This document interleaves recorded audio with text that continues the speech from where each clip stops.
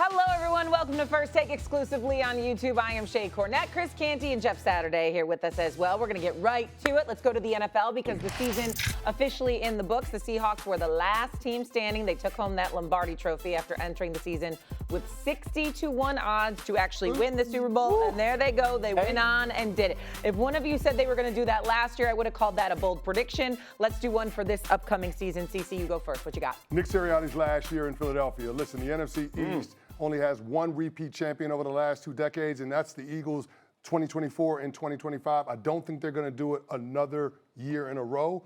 And then you looked at all of the questions that they had on the offensive side of the ball. Play caller Kevin Patullo did a terrible job in year one with that responsibility. You had several games where they had entire halves with no offensive production, particularly in the passing game. And now it gets even more complicated with Jeff Stoutland, the offensive line coach for the Philadelphia Eagles, removing himself from the situation and resigning as their offensive line coach and run game coordinator. You got questions around Lane Johnson's long-term health and whether or not he's going to stay or if he's going to retire. Landon Dickerson's got health concerns as well. The offensive line has always been the foundation for the Philadelphia Eagles, and it feels like that's becoming less and less of the strength and less of the identity. So Philadelphia Eagles, watch out. Nick Sirianni on the hot seat. That is bold. Listen, you look at their pattern. Typically, every other year they go to the Super Bowl. So it's going to be, but if feast or famine, it sounds like from 3 years after Doug Peterson won the Super Bowl, they fired him. Facts. They quick on it. I agree with that. We know this. I agree with that.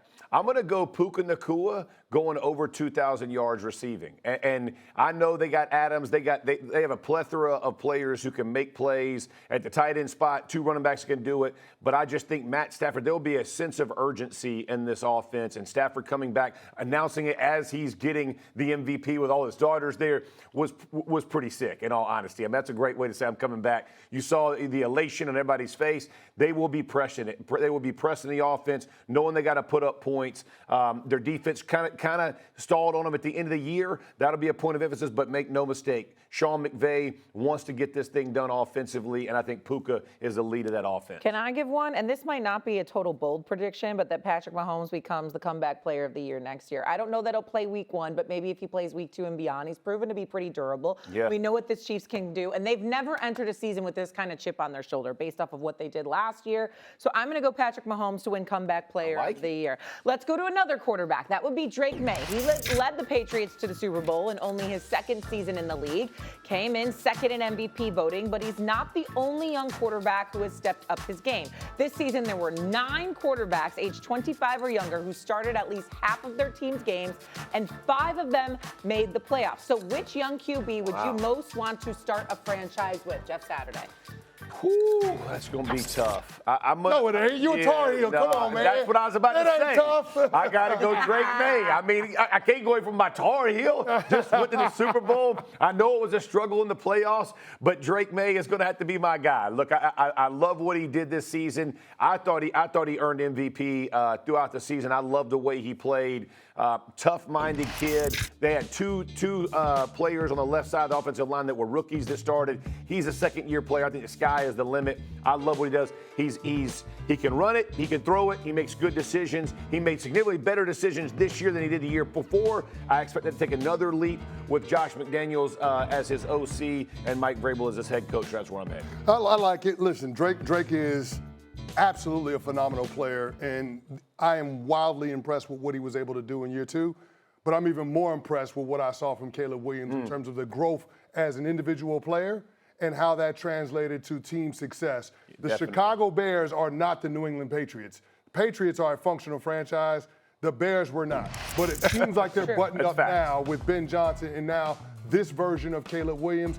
The evidence of the growth as an individual player, all you got to do is look at the sacks that Caleb Williams took in 2024. He was the most sacked quarterback, sacked almost 70 times. This year, only sacked 24 times. That's the 3rd fewest sacks of any quarterback that started all 17 games this past year. And then the wild throws, this dude is special. I mean, it's like on a golf course, the shot that keeps you coming back. Well, Caleb Williams has those throws seemingly every game.